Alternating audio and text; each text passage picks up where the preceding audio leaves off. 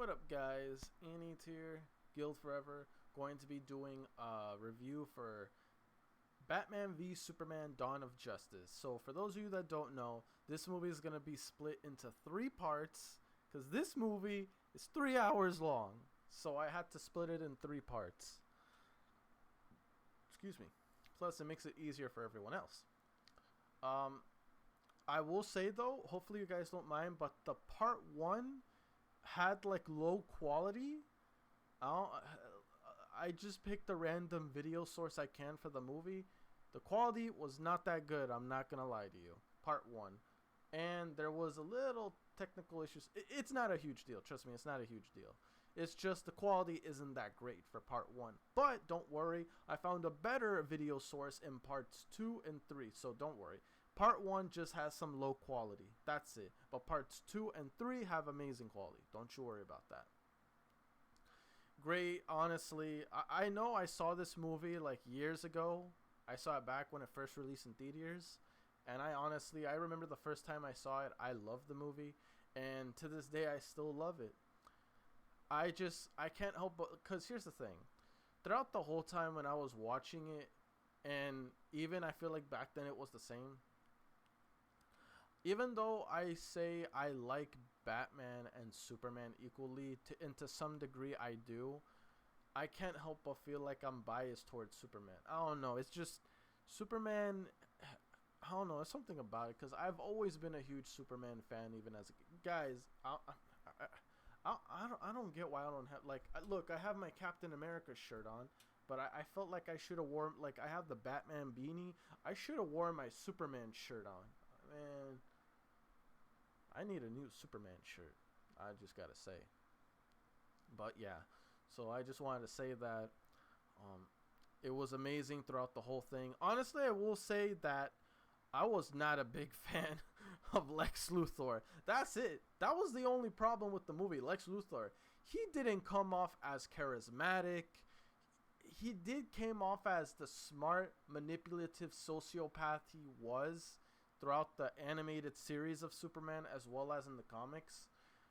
But honestly, he just can't, like, they tried to mix like some sort of weird comedic, like, erratic, clever person, when that, I mean, to a degree, yes, Lex is erratic, but not to the point to where he looks like he's playing a fool of himself or trying to be some sort of comedian or jokester.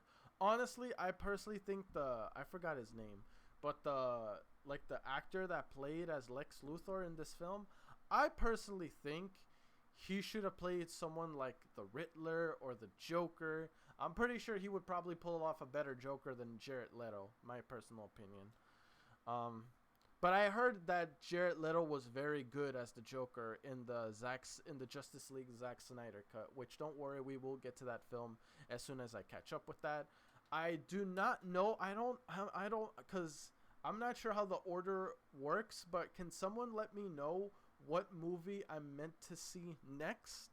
Like, what movie am I meant to see next after Batman v Superman?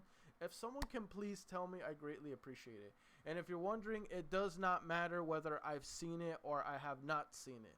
Whatever comes next, I will react to it, because once again, even if I did see it, I want to refresh my memory for when I get to the Justice League's Zack Snyder cut and I see it fresh. You know what I mean? Like, I see it and I fully remember everything that happened before that. So whatever comes after Batman v Superman, it does not matter what it is. Tell me what it is and I'll definitely react to it. Because once again, I'm going by order till we get to the Zack Snyder cut film. And then we basically finish the live action universe of the DC films. After that, I probably might get into some DC animated movies, as well as Marvel. Don't get it twisted, guys. I love DC, but I also love Marvel too. So don't be afraid to request those either. But I will say that, what am I more, a Marvel fan or a DC fan? That's a tough one, dude. I don't think I can pick, because in Marvel, my favorite character is Spider-Man. Is what it is. Wait, is it Spider-Man? It's between Spider-Man and Captain America. One of those two are my favorite Marvel heroes. And in DC, I will have to say it's between either Superman or Batman for sure. As for sidekicks, and funny thing that I want to mention, guys, does Marvel have any sidekick characters? I don't think so. But then again, I think the only sidekick I know, no, DC definitely has a good amount of sidekicks. For sure, for sure. But if I were to say who's my favorite sidekick character, it would definitely be Damian Wayne Robin. Damian Wayne for sure. But anyway, enough of that.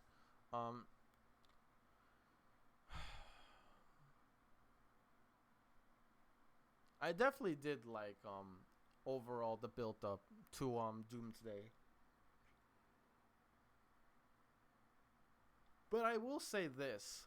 The movie is called Batman v Superman, even though in a way it kind of was and it kind of wasn't, if that makes sense.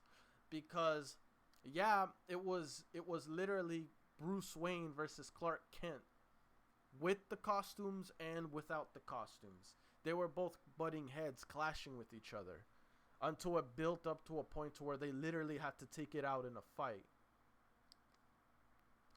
You can say, for argument's sake, that Batman won the fight, but personally, I was personally voting for Soups. I don't care what anyone says. You're like, oh, basic Superman fanboy, blah blah blah. I don't give a fudge. Okay, I still think Superman is an amazing character. I don't care what anyone says. I don't care. And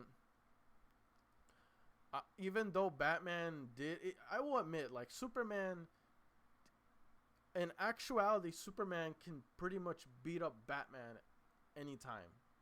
He knows who he is. He can beat him up at any time. No problem. Hands down. But Superman is a good person. He has a high moral compass. He's afraid of taking of hurting people because of how fragile they are, and if he's not careful, he can easily break anyone. Rarely there are people that can handle his strength, like a Doomsday,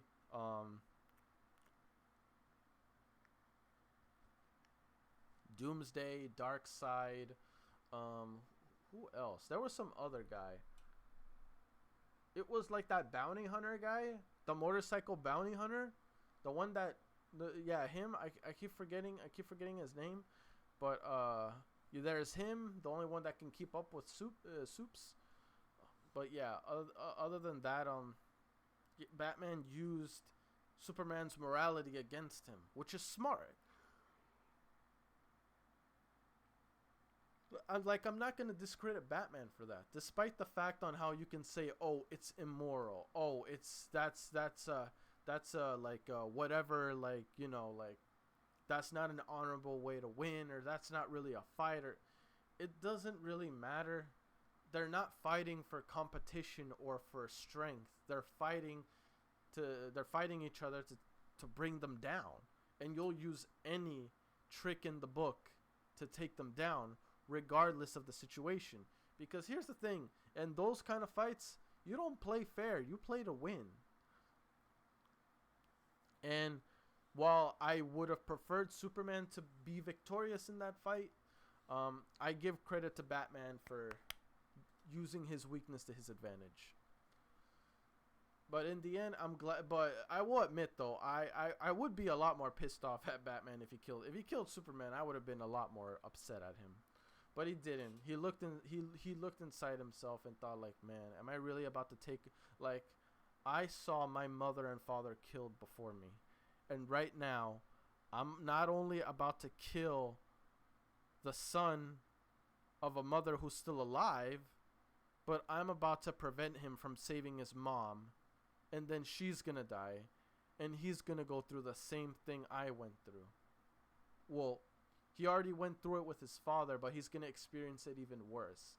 It's like he's no better than the bastard that gunned down his mother and father.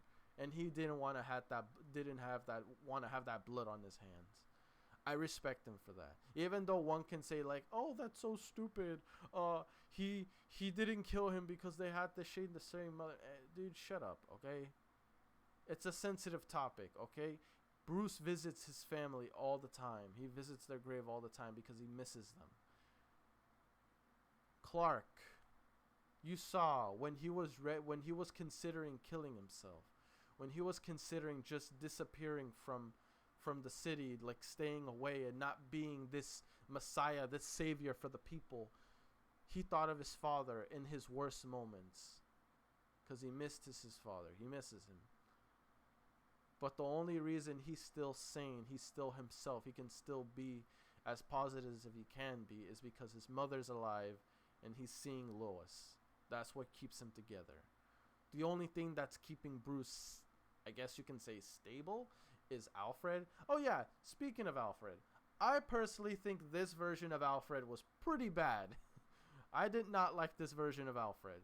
The Alfred I know, yes, he's witty, he likes to smart mouth sometimes with Bruce, but at the end of the day, he still supports Bruce. He still thinks of him as his own because even though biologically Bruce and Alfred are not parent and child, blood couldn't have made them any closer because Alfred basically helped raise Bruce from a child all the way to the grown man that he is right now.